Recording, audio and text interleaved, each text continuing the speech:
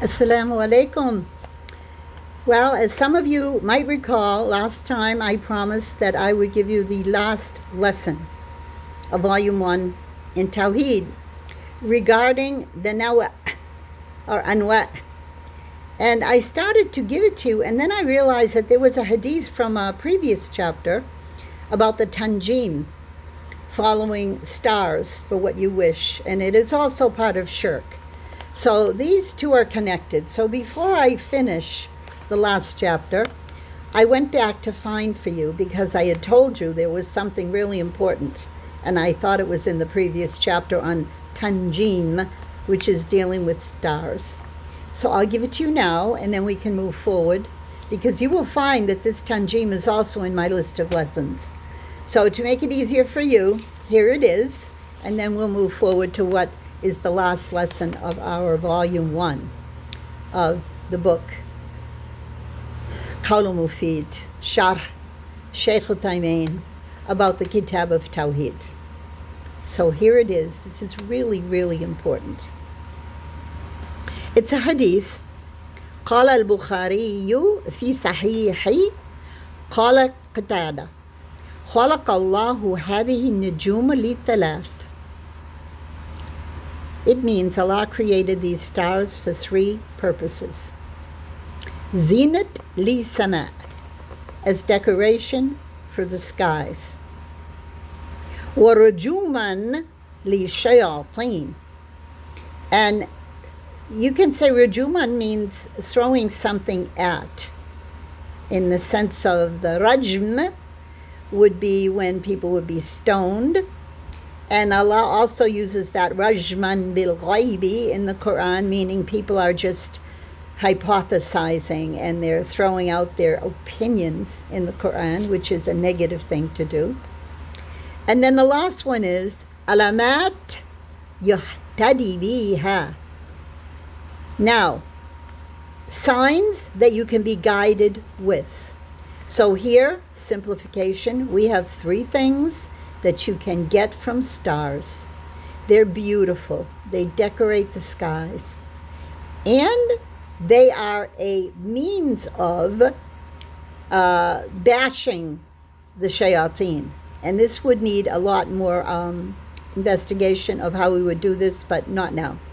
And then the last one is the one that we all accept and know well, the signs by which you would be guided, either on the earth as a traveler or on the oceans. And then the end of this says, فَمَنْ تَأَوَّلَ فِيهَا غَيْرِ ذَلِكَ أَخْطَأَ وَأَضَاعَ نَصِيبَهُ وَتَكَلَفَ مَا لَا عِلْمًا لَهُ بِهِ. So the end of this hadith says, so any one of you who wants to go beyond these three reasons or ways that I just mentioned, other than that, has made a mistake and is lost, and he's doing something that he has no knowledge of.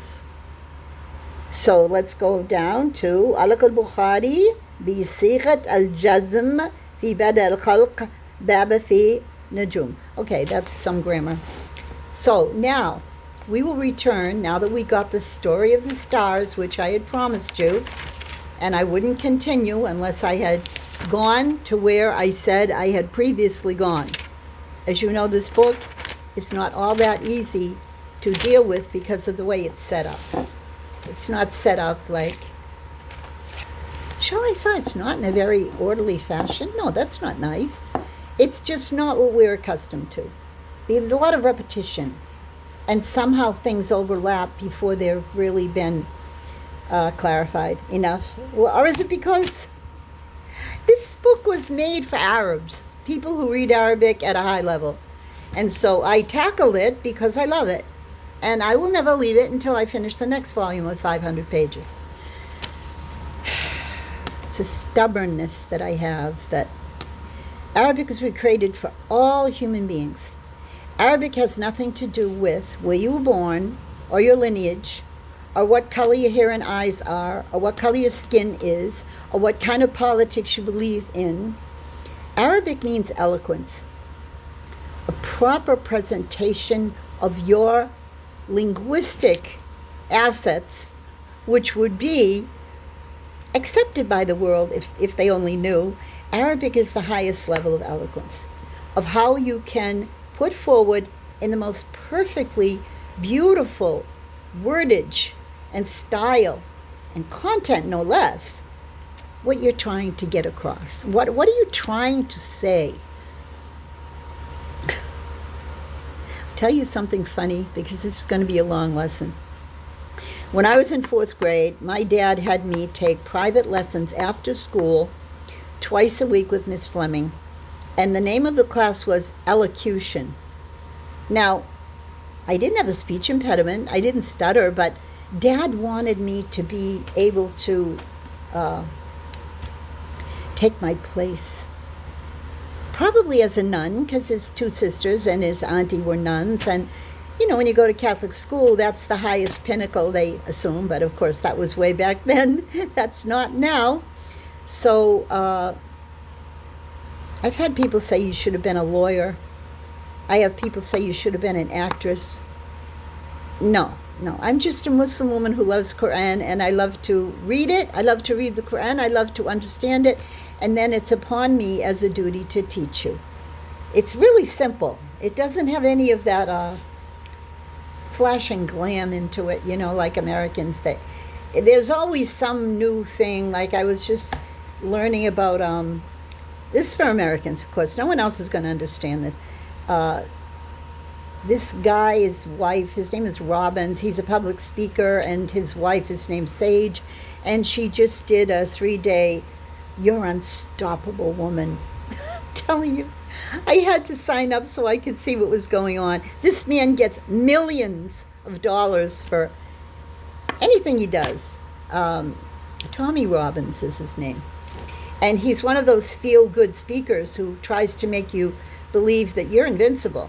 And that's why the woman's presentation is called You're Unstoppable. It's really quite lovely. She's lovely. She speaks about kindness and mercy and understanding each other and not rushing to judgment. And catch her on YouTube. Her name is Sage Robbins. Yes, that's all wonderful. But you see, there's no real guidelines other than those heartfelt feelings of let's all love. I guess the nickname now is Kumbaya. Yeah, I mean, it just means, if you're American, you know what it means. But I always used to say, well, wait, though. There has to be some form of good and evil. They never mention evil. These types, there's another one. There's another one that had the big church, and then he wouldn't let the people in the hurricane. And then Joel Osteen. He was all about that too. He was all about the feel-good love and hug, and never a word mentioned about good and evil. So I went to Catholic school since kindergarten, nursery school actually. They put me in a very private setting up on a hill, Mount Cliff or something. Mary Cliff, that was the name of it. Because I was from those families that have, it's like, do they have direct orders from the Vatican? I don't know, but kind of, yeah. And so I was taught by the nuns from my earliest recollection, age 3, and then 4, and then 5 kindergarten, and then 1st grade, St. Agnes School, and then up through 9th grade when I rebelled and said, I must leave. I'm sorry, I can't take this anymore because I never believed in the Trinity. And by the time you're 15 or 14 and a half, you're a freshman in high school. You know a lot about yourself. So I think I made a video about what I did, how I got in trouble on purpose so I could get kicked out, and how my dad came and talked to the principal, and she said she doesn't belong here, let her leave. It was like Musa and Banu Israel, let her go. I should do a really new lesson on that alone, not a sideline, because that was a miracle. I don't care what you say, a lot of those nuns were Muslim women. They were just put in the convent when they were 15, and they sacrificed their lives. They became the bride of Christ. They never even kissed a boy. I mean, The story of the Catholic Church is really something that ought to be told in detail with the nuns and the priests. And don't throw the baby out with the bath water. Not every priest is a pedo. Anyway, let's get back to the Kitab Tawheed and try to stay on track with the Arabic, because that's what you're going to get now for the next half hour. ما جاء, the chapter is called ما جاء في استسقاء بالأنواء. Now this word anwa, if you try to look it up, you're going to get 50 different meanings. If you go to al-ma'ani, Arabi, you won't leave with much that you were looking for the meaning of this word. And it's nigh impossible to distinguish. Is it a planet? Is it a star? Is it a constellation? What is it? Well, my friend, a PhD from Azhar, taught Quran for 40 years. She said it's clouds.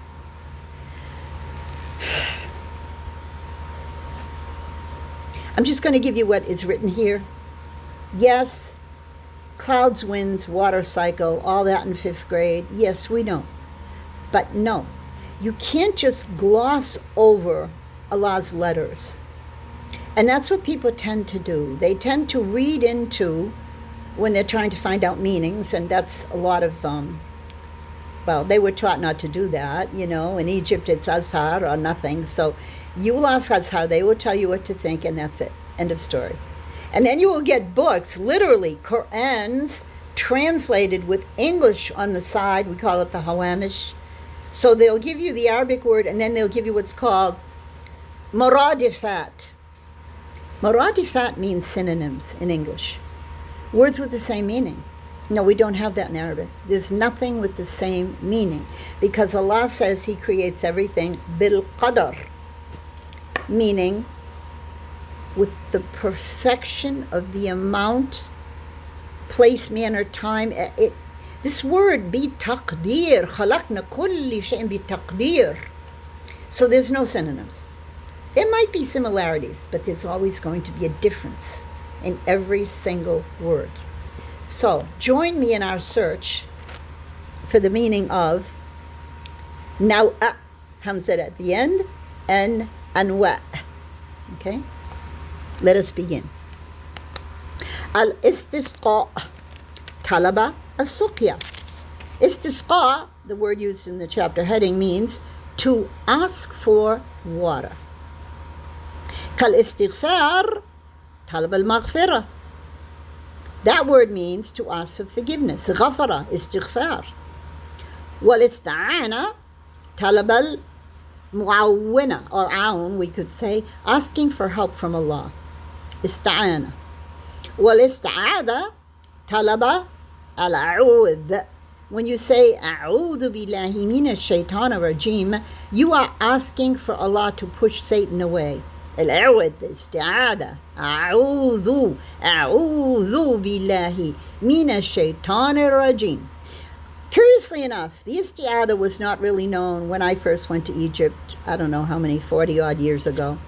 They never said أعوذ بالله من الشيطان الرجيم. They would go right into Bismillah ar-Rahman ar-Rahim. Ask yourself, why is that? That's not the sunnah. Well, the sunnah was not really practiced then. Which is now, let us get to the subject of why no hadith, why no respect for hadith, why the argument is hadith really legitimate, why are they putting forward now on YouTube that the hadith sciences are not really exact, and it's almost like making you suspicious about it, almost like they don't want you to delve into it, which is of course when converts first convert, as you didn't really care much, and you probably doubted it. Yeah, I kind of did. It's like, well, why would I leave the Jesus story to just jump into the Prophet Muhammad's words? I already know that Jesus is not my almighty creator. He's Allah. So why would I go into this hadith, which is words of a human, and how do I know if it's true or not? So you see, it's a progression of doubtfulness that as soon as Americans convert, they're going to be faced with satanic onslaughts from all sides. I call myself now the Haris al-Hudud, and the gatekeeper. And I'm going to say everything that you are thinking and doubting, and as much as I can, I'm no oracle, I'll try to clarify it, okay? As much as I can. So now that we know the ista, what does the ista do in front of a verb? It makes it more of whatever it originally was. It means literally in grammar, doing more of something or asking or demanding to know something. Okay, so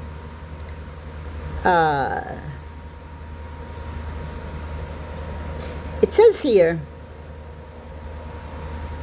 وَقَدَ لَا تُدِلُّ عَلَى طَلَبٍ. It's not only that it's asking, بَلْ تُدِلَّ عَلَى مُبَالِغَةِ فِي فَعْلٍ. It's pointing out the extreme of what this fa'al is. That's meaning mubalagha.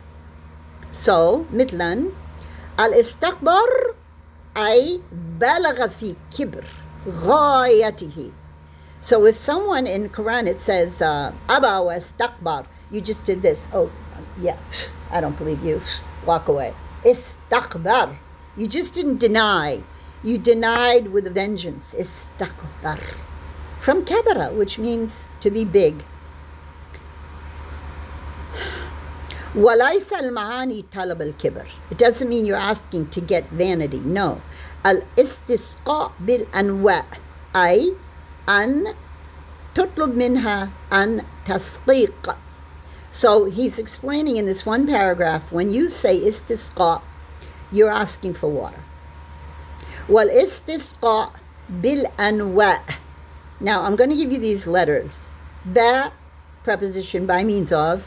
Alif, lam, noon, waw, alif, hamza. ينقسم إلى قسمين. Part 1. قسم الأول. Shirk akbar. وله صورتان. This is major shirk, and it has two types. الأولى أن يدعو الأنواء بسقيا. So you're asking the anwa, still not really explained to you though what the anwa are. كان يقولون يا نو. That's the singular. يا نو كذا كذا كذا.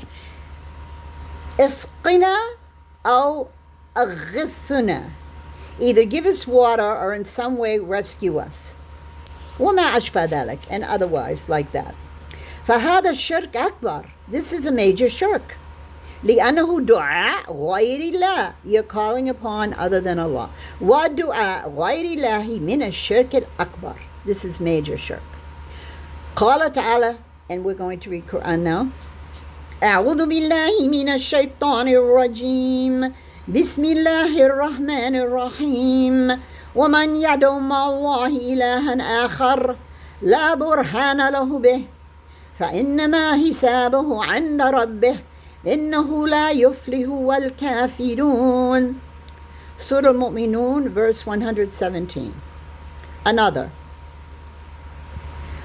وأن المساجد لله فلا تدعوا مع الله أحدا. And this is Surah Al-Jinn, verse 18. And ولا تدعوا من دون الله ما لا ينفعك ولا يضرك فإن فعلت فإنك إذن من الظالمين. Surah Yunus, verse 106. All of that is referring to not calling on anyone other than Allah. Because if you do, you're a dhalim, you're a mushrik, and you're bad. So this is why I tell people, don't say God. Please stop it. Stop it now. You know His name is Allah. Every time I hear the word God, I cringe. And I say, you're a Muslim. How could you say that? Who's God? What God? What are you talking about? I get really, really upset about the word God. Okay, let's continue. الغير ذلك, and otherwise من الآيات كثيرة. He's saying there's lots of this. دال على النهي عن دعاء غير الله. Lots of verses pointing up to do not call anyone other than Allah, because it is shirk al-akbar. Number 2, الثانية أن ينسبوا حصول الأمطار إلى هذا الأنواء. So you are giving credit to clouds bringing this rain. على أنها هي الفاعلة بنفسها دون الله ولو لم يدعوها فهذا الشرك أكبر من الربوبية. So if you're giving credit that someone or something is sending you rain, you're creating shirk in rububiyya, meaning rububiyya is Allah gives you everything you need. Only Allah. فالأول في إبادة لأن الدعاء من إبادة. And we know that when you call upon, when you make dua, it is a form of worship. It is a form of ibadah. وهو متضمن للشرك في ربوبية لأن لم يدعها إلا وهو يعتقد أنها تفعل وتقضى الحاجة. So when you do this, assuming that you mean that this, whatever it is, star, planet, cloud, whatever, is giving you without Allah's involvement in it. It's called taqda haja. Now the small shirk, القسم الثاني شرك الأصغر وهو أن يجعلوا هذه الأنواع سببا مع اعتقاد أن الله هو الخالق الفاعل. So this is when you do involve the anwa, but you also involve that Allah is there doing it. لأن كل جعل سببا لم يجعله الله سببا لا بوحي ولا بقدره فهو مشرك شرك الأصغر. So this is like we say bain in Arabic. It's a middle road where you're not giving total and sole credit to Allah. You're giving, I have to sit right because this is not comfortable. It's hard to be short. You know, when you have a big, nice rolling chair and you can't really feel comfortable because you're so short. Let me see what I can do with this now. Everyone is telling me, could you please adjust your camera and make yourself... I just put books in it because I don't know how to do these things. Hold on. I really need a sound engineer. I need a studio. No, you don't. No, you absolutely don't.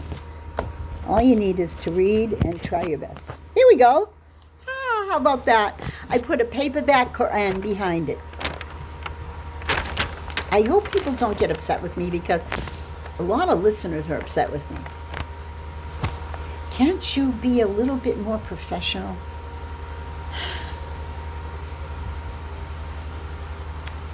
Anyway, they mean well. Okay, now, moving on about this. When I first went to Egypt, and I recall in America they would say weather forecasting is shirk. So if you believe anything from the weatherman, you are now creating shirk because the weatherman has absolutely nothing to do with anything. He's just reading charts and maps and wind currents, but he never mentions Allah. Is that a problem? Well, yeah, in Egypt it's a big problem. With Muslims it's a gigantic problem. But in America they don't even know who Allah is. And I always remember like giving them some slack and saying, you know, don't go on this tangent because this is going to make people think you're crazy because weather forecasts work. And when you live in Florida like I do right now, my goodness, they can tell you exactly when the rain's coming, which it comes every afternoon, and it seems like it's going to be a flood, and it's scary. This is summer in Florida is not for the faint-hearted. However, you know, we say in Arabic, "Amsak al-asaya fil wast." Take a middle view of all of this. Remember, this is written by a sheikh from Arabia for his people. And then the sharh is from Sheikh Uthaymeen, who was a sheikh from Arabia. I don't even like to say Saudi Arabia. I'm sorry. I'm apologizing right up front. No, I'm not. I'm not apologizing. I'm saying don't call that land your own because it has the holy places of Mecca and Medina, and you service the pilgrims because there's a lot more to Islam than that. And sure, go ahead, say it. You only have one more month before you turn 78. You know what I say to you all? Where were you in the early days when I would beg for just a small crumb of someone to help me with Arabic? Where were you? You weren't around. I met you in London. I met a bunch of you. They had some sort of a expo, and they shipped in camels and sand from Saudi Arabia to make this beautiful expo of Saudi Arabia. And I remember going up. Oh, this was before I was a Muslim. I told you, I used to kind of look like Barbie because that was back then, 45 years ago. And I would just talk to these guys like they were normal guys, and I was just American, and what do I know? And I remember asking them, can you help us here? Because I remember wishing, this was right before, the year before I became Muslim. I knew I wanted to be Muslim, and I loved it, but I knew there was one problem, and I intrinsically felt that it was the language, because I love languages, and I'm a historian, so absolutely nothing. Never. No help. And I had met a few of them, and shall I say I wasn't impressed. But that's realpolitik. These men are tied to many other men who tell them what to do, and they are on an agenda. So I guess the agenda then was, lakum dinakum waliya din. Yeah, these are your people, these are our people, and we have our turf, and you don't cross our turf without permission. So I guess I don't blame them. You have to give people mercy. The guy's from Saudi Arabia, he's got on the white thobe, and he's there for a reason, the expo with the camels and the sand, and then he's not in any way involved in academia or international relations. He's just a guy. And all those years, I've been a Muslim now almost 42 years, and all that I lived through and went through serves a purpose. And you know what that purpose is? You got to have mercy. Rahmah. And that is not a quality Americans are famous for. I recall how impatient I was, and how judgmental I was, and how difficult I was when I first started to try to learn Quran. And Allah sent me the most perfect example of a Muslim. I'll have to make a whole lesson on my first Quran teacher. We're going to get back to this now, because we're almost done. I'm not going to do this whole chapter because it's repetitive. So I'm just going to give you what I feel is really important and what I think is going to really help you to understand. But it's not going to help you to understand anything beyond matar. You know, marad bi rizqi hina, Allah is telling you He gives you rizq, is matar. It's rain. Okay? Wa an at-takdhib bihi nisbatihi ila anwa'.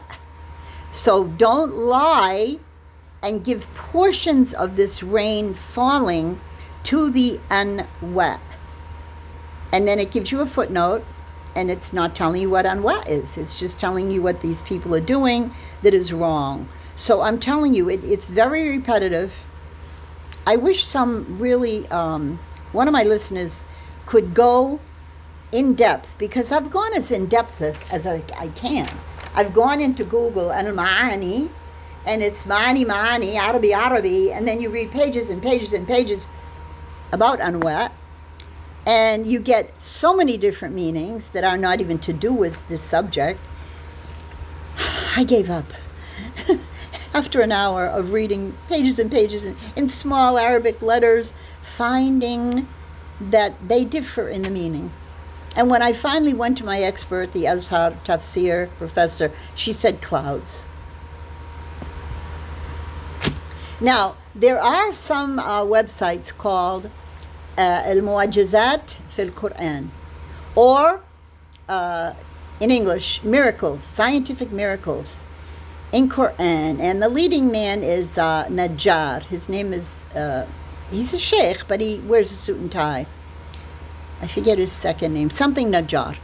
And everyone says, go and read him, because he's in English now too. He doesn't do the meanings.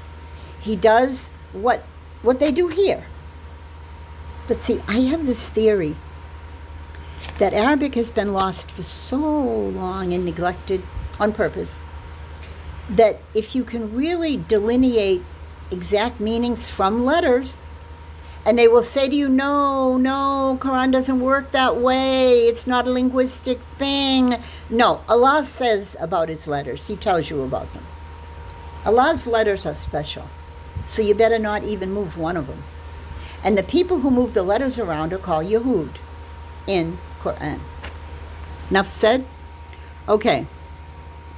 Now, we have done this before, the 4 signs of ignorance, and they're saying, why are they putting this in this bab of the anwa? Because, I won't read the Arabic so we can get this done. The 4 signs in Ummati, well, here I go, I can't help myself. He's saying they're jahiliyyah, they're from the time of ignorance. And what are these signs? Showing off about your ancestors. Al-faqr bi-ahzab, wa ta'an fil ansab, and deprecating and looking down at other people's relatives. Wa istisqa bi-nujum, and seeking water from stars, he's saying. He doesn't say anwa, he says stars.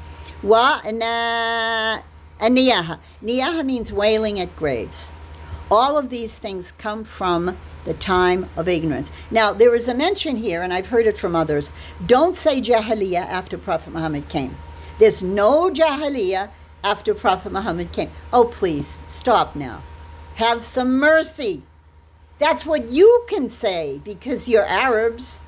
You know the language since you've been in school. You hear the adhan. You have relatives. Don't say that to us. We don't know anything. Americans, we're just the ultimate jahil. The word jahiliyyah is the time of ignorance. So some shuyukh say there is no longer jahiliyyah because all the info is out there, publications, YouTube videos. You have no excuse anymore to be in the time of ignorance. You're just in the time of stupidity and laziness or whatever. I can't buy that. I can't. I have to have some rahmah for my qawm. You know, I mean, you're going to blame it on us, and you didn't help us, and you really didn't do anything. I know, handcuffed by the governments, I know. I'm having mercy for you now because I know how much there's turf wars between the boys. I call them the boys in the schoolyard, 4th grade. Yeah, pay protection money. Sign on to what we tell you to do. And then we'll leave you alone. 4th grade boys, I was a teacher. Otherwise, we'll beat you up and we'll take your lunch and we'll knock you down. And we might bother you on the way home from school. That's why we have women doing things now, you see? I once asked my great sheikh, Sheikh Ismail from Ghana, you know, I talk about him all the time, how come women are doing everything? Allah doesn't like that. And you know what he said to me? You're right. Allah does what he does not love. And when men fall behind and are not doing their duty, Allah will bring forth women. That was Sheikh Ismail. He was the wali in my marriage, the smartest, best akhlaq man I ever knew in my life. Sheikh Ismail. The government accused him, when they threw him out, of being Dajjal Ash'awida. You're a liar, and you're misrepresenting everything. Dajjal Ash'awida. He was the last person. Oh. But you know, they kicked him out. First they put him in prison, then they kicked him out. And then they tried to throw him back to his country, but they wouldn't take him. Last I heard, they threw him out to Saudi Arabia, then they threw him out to Sudan. I really don't have any more knowledge because it's been, oh my goodness, perhaps 30 years since I received a letter, and that was it. And that was the last. Okay, so what is min amr al-jahiliyyah? What do you mean by min amr al-jahiliyyah? إضافتها إلى جاهلية غرض منها التقبيح وتنفير. It's something really ugly, detestable, and you want to run away. You want to nafra min. It's something that you really don't want to do. Okay, but you have to describe to the people what it is they're not supposed to really want to do. And with Americans, that's not easy. There is so much here that is jahiliyyah, I can't tell you. Where do I start? Where do I start? I start with Tawheed, telling them don't worship anyone but Allah. They can kind of cope with that because it's already in your heart.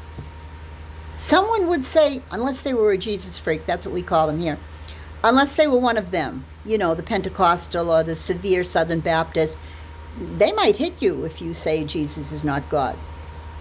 Or they might abuse you verbally. However, in their heart, they know there's only one creator, but they keep with that 3-in-1 thing, which is, it's satanic influence. It's waswasa inside their heart.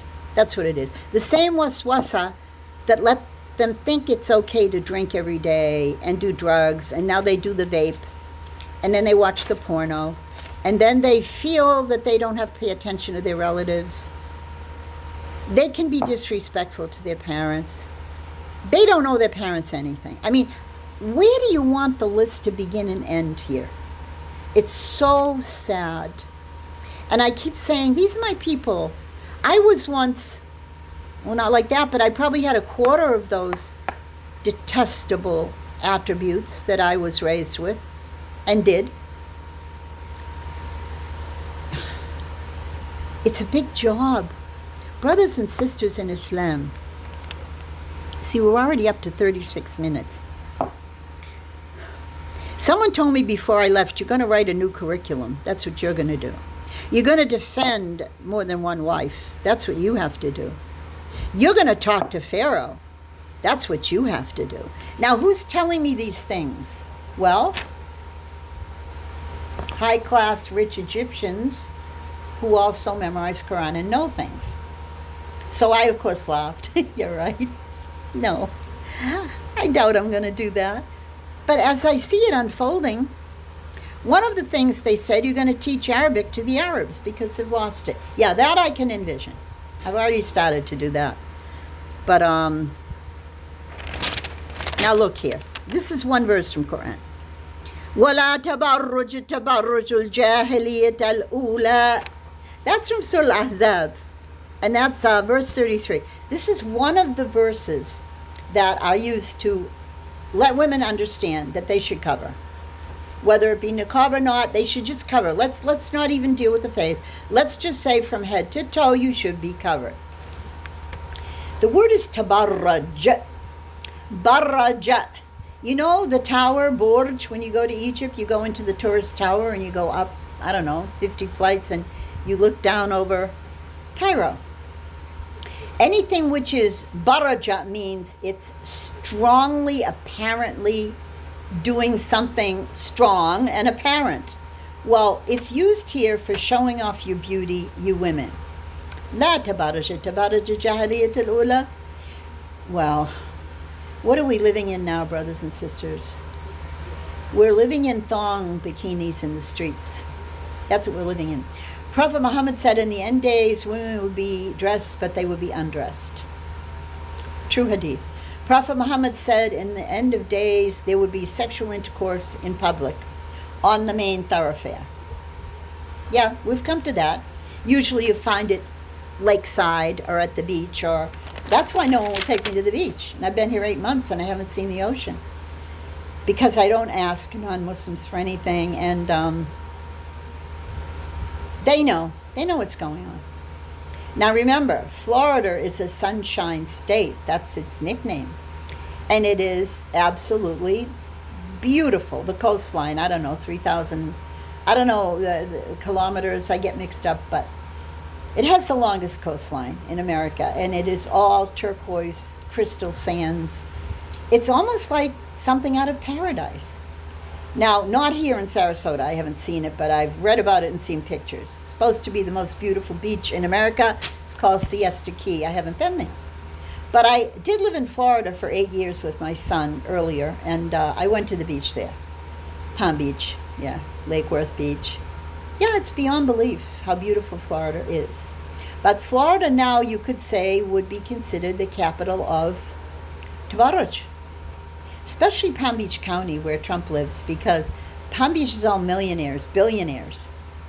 And you wouldn't even dare to go to the beach there because you couldn't park. And if you did try to park, it'd be $50. And, you know, I went there 10 years ago just to check it out. And it's a typical Florida beach. They're all like this. They're beyond belief beautiful. But now, you know, there is alligators infesting, snakes infesting, red ants infesting. There's a channel called OMG Wicks. And he's a black guy, native Floridian.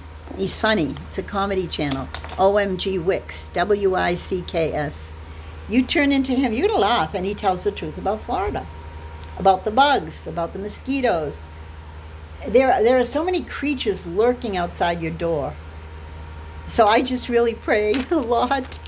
And they still bite me at night, the mosquitoes, you know, you're scratching. And then there's something else called no-see-ums. No-see-ums. You don't see them, but they bite you. You know what they do though, how I catch them? When I'm reading my cell phone at night and the whole room is dark, but it's lighting up, you can see them. They dot onto your screen. They're like the tiniest dot of a pencil. But you can't actually hit them because they're supposed to be no-see-ums, and they know how to escape. What has this got to do with Tawheed? That's it. I mean, if there's anything else that's going to give you more insight. Okay, the niyaha, the people who wail at graves. It's a very bad thing. And tuqamu yawm al-qiyamah, they will be raised up on Judgment Day. Wa alayha sarabil min al-qataran, she will be covered in tar, or he, but it's always women, they say, and it's true. Men don't scream at graves. They do in Ireland. They don't here in America. I think some types of people, but they're Hispanic rooted, they will wail and flail upon the grave and throw themselves upon the grave. Yes, there are some women who still do this, but is there anyone there telling them don't do it? No. And you know why? Because they believe that women shouldn't go to graves, because women don't act right at graves. Women shouldn't be allowed at graves. No, that's Salama. That is not the words of Prophet Muhammad. This grave thing between Yasser Qadi and the other Salafi, I can't get into it now. It's too overly complicated. You can get that on any channel about whether visiting graves it's allowed or not, whether it's right for women to follow in a janazah. Now, women following the janazah is allowed because major shuyukh have come forward and said, listen, that is for all Muslims. That hadith that says, haqq al-muslim ala-muslim comes, and one of them is returning the greeting, assalamu alaikum. Now the shuyukh is saying, yes, you can salam. Before they would say, no, you're a woman, you can't open your mouth. No, that's changed now. Tashmit al-atsa, when someone says, choo, you should say, and they say, alhamdulillah, you say back to them, yarhamakumullah, that's allowed. Qabul dawa, someone invites you, a Muslim invites you, you must go, you must accept the invitation. Ittiba' janaza. Haqq al-Muslim ala-Muslim khamsa. How many did I give you? 1, 2, 3, 4. Let's go over it again because I want to make sure. I'm nervous now. It's 43 minutes. The right of a Muslim on another Muslim is 5. The first one is Rud as-salam. When someone says salam alaikum, you give it back. Second, Qabul da'wah. If they invite you, you go.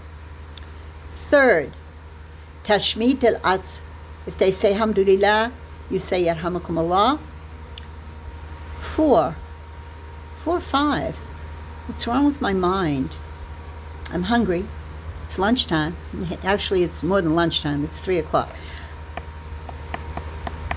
I'll get back to you. You know, I always say if I forget or I lose my place, I will get back to you. They're really easy. They ought to be very easy.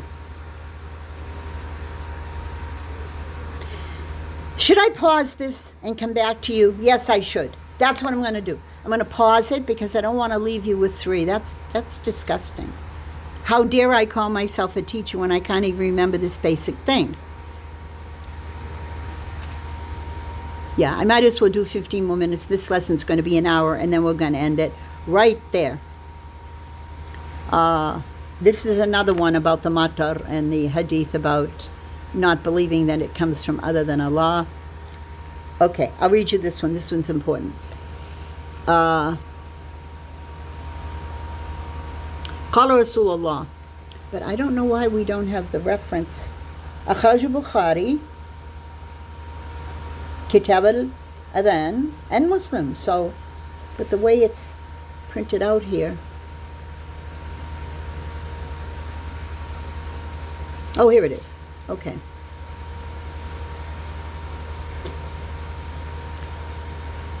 Shall I read the whole thing? I didn't want to take this long. I'm not going to. I'm going to read this most shouldn't say most important part, but they asked, qalu, and then the answer, Allahu wa Rasulu a'lam, qala, asbaha min ibadi mu'min bi wa kafir. So of my slaves there is a believer and there is a disbeliever. فَأَمَّا مَنْ قَالَ مُتِرْنَا بِفَضْلِ اللَّهِ وَرَحْمَتِهِ فَذَلِكَ مُؤْمِنٌ بِي كَافِرٌ بِالْكَوْكَبِ. So whoever believes that Allah is the one who sent the rain is a believer, and he's a disbeliever that it's coming from Kaukab. You see, now we have another word, the planets. وَأَمَّا مَنْ قَالَ مُتِرْنَا بِنَوْءِ, there's our word again, نَوْءِ كَذَا وَكَذَا, this one or that one, فَذَلِكَ كَافِرٌ كَافِرٌ بِهِ مُؤْمِنٌ بِالْكَوَاكِبِ. He is a believer in planet istisqa, that these planets are allowing you to get some water, and of course that is kufr, major kufr. And I think that's it. I don't think we have any more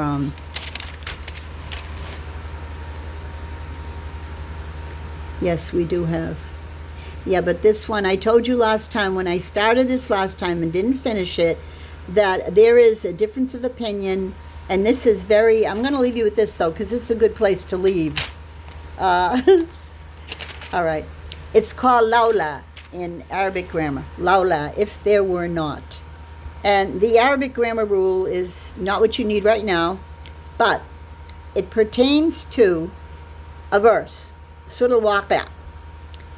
فَلَا أُقْسِمُ بِمَوَاقِعِ النُّجُومِ.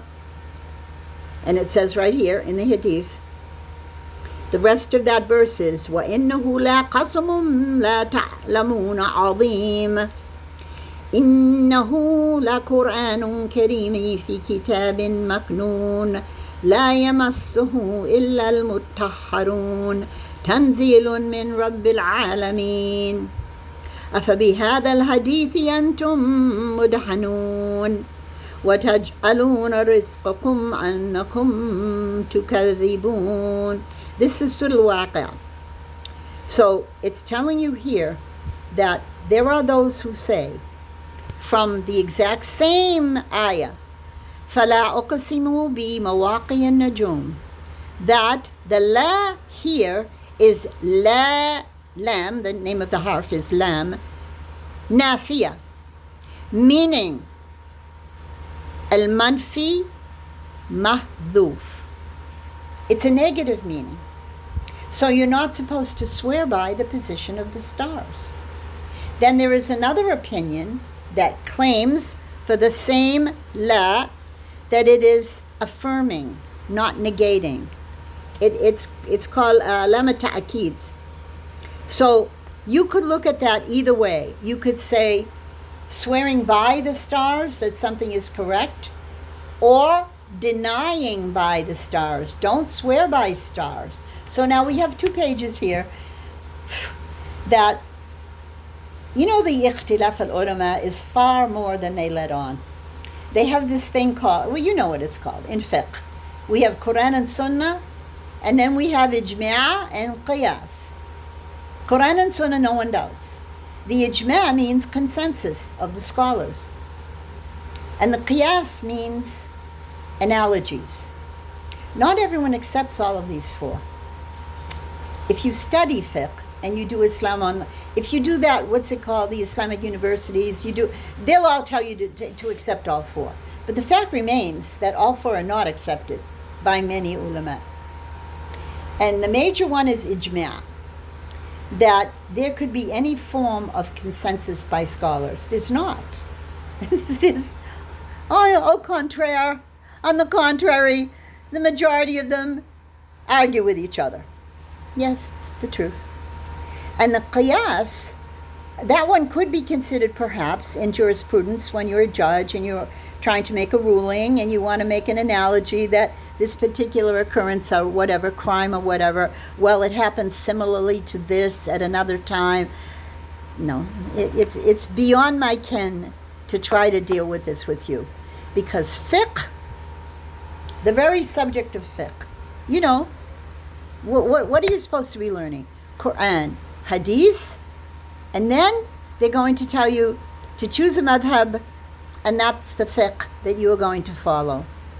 Well, no, now they allow you to switch back and forth with different madhahib, because the modern scholars and those who do not want to be too rigid and deter people from the words of Allah, they will tell you now, you don't have to choose a madhab. You could nominate one particular madhab to be the one that you prefer, to the one that you would try to seek most of your overall understanding from. But it is allowed that you can read other madhahib. So that used to make me, before I left Egypt last time, 10 years ago, I remember saying to one of my teachers, do I have to choose a madhab? I won't. If you tell me to, I won't. And I want to know, if you were to tell me which one to follow, which one would you tell me to follow? And she said, I would tell you to follow Imam Shafei. And I said, but Egypt is Hanafi. And the majority of Muslims are Hanafi. And she would say, no, you're right. Egypt is Hanafi, Morocco is Hanafi, Turkey is Hanafi. Yes, the majority are Hanafi, but the majority of the ulama follow Shafei. So I want you to follow Shafei because you could do better with that for what your goals are. But remember, there's two madhab of Imam Shafei. There's the old one and the new one.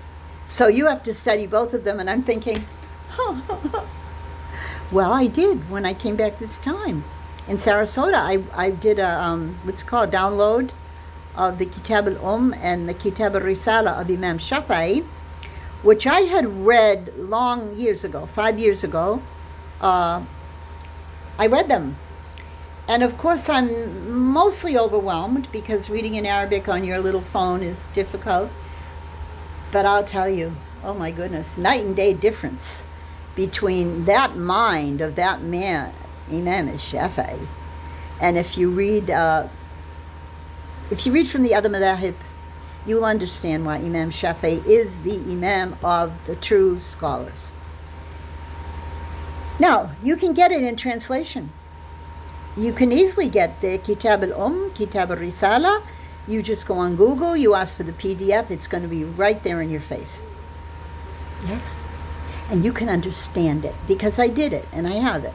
You can't get it as deeply as if you read Arabic, but it's beautiful. So I remember I advised you before, all of you, to memorize the 40 Hadith of Imam Nawawi, of course in English. I know you're not going to do it in Arabic, but it's very important that you get those under your belt if you like to study in any real sense. Now I advise you to, is it download or no? You download, I upload, right? To my YouTube channel, I upload, but when I want to read something, I download, right? Okay. So you should download, you just type in Kitab al then Kitab al-Risala. So Kitab al would mean the mother, you know, the head. The means the boss. I'm telling you, the word means the foundation of everything. It's another big subject. Yeah, the mother, yeah. The Or you could just say Kitab and they will know. You just write UM or UMM.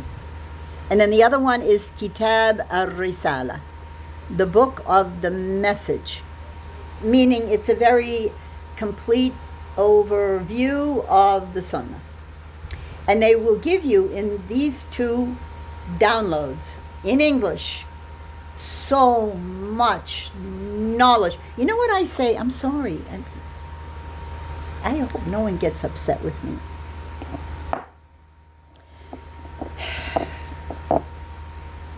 Allah loves clear, straight words. Qawlun sadidun. 4 more minutes. All of these,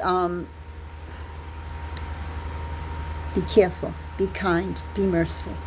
All of these Islamic online universities coming out of the woodwork now from every which way but loose. They're money-making businesses.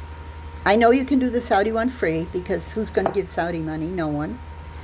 But they all have their names attached and their degrees attached, and they will give you ijazat, and they have good intention. They want to teach their scholars, they want you to learn. But it's all set up like an American university, 101 and course Tamhidi, the elementary, and they go in this trend, and then you can move up to intermediate, and then you can finally, after 4 years, you can get what's called an Islamic Studies certificate. Don't even bother. Go to Imam Shafei. Kitab Kitab al-Risala, you're going to get all that you need, all the Hadith, all the Arabic. He was a master. He was the sheikh who was the master of the Arabic language. He wouldn't speak to anyone except in Fusha. And this was from his childhood. Oh, by the way, did I tell you? He was born in Gaza. That ought to be enough, right? This sheikh was born in Gaza, and then he traveled around the world. Oh, and by the way, no father involved. Dad was dead, raised by his mom.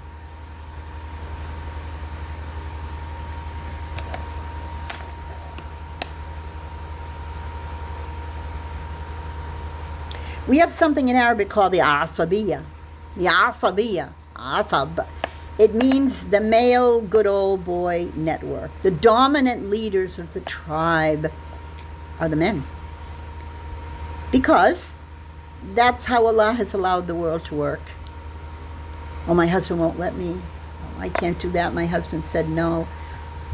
Whatever floats your boat. Go ahead, ladies. Do whatever Allah has ordained for you, because that's what's going to happen anyway.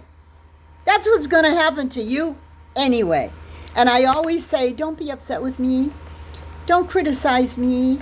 I was the oldest of 8 kids. I had 5 brothers. I had to boss these young men around, and if I didn't, my mom would blame me. Oh, where were you? You were in charge. Where were you? And then as my brothers got older, I never found from them any superiority. They weren't rushing to help and protect me, that's for sure. And in this last 2 minutes of this last lesson in Volume 1 of the now plural anwa', follow your heart. And then follow what Allah places. Allah says, ta'alif al-qulub. He joins the hearts. And He says, kun ma sadiqeen. Stay with the truthful ones. And always know, they will be few. Okay? So, assalamu alaikum wa rahmatullahi. Should I wait for it to hit 60? That would be 1 full hour. Yeah, Allah describes the truthful ones as those who don't want anything from this world. They don't want anything from the hayat ad-dunya, because their gaze is focused on the real life. And the real life is not here. But always know that few will think like that. The majority listen to waswas shayateen, and they love it and they're happy with it. All the clubs and the music and all the fashion and all the gambling and the good times and all of that is what they want, what Satan has whispered to them. Allah has allowed them to believe it, so do not be sad about them. And do not rush after them and try to make them believe, because they're going to go in the opposite direction. Assalamu alaikum wa rahmatullahi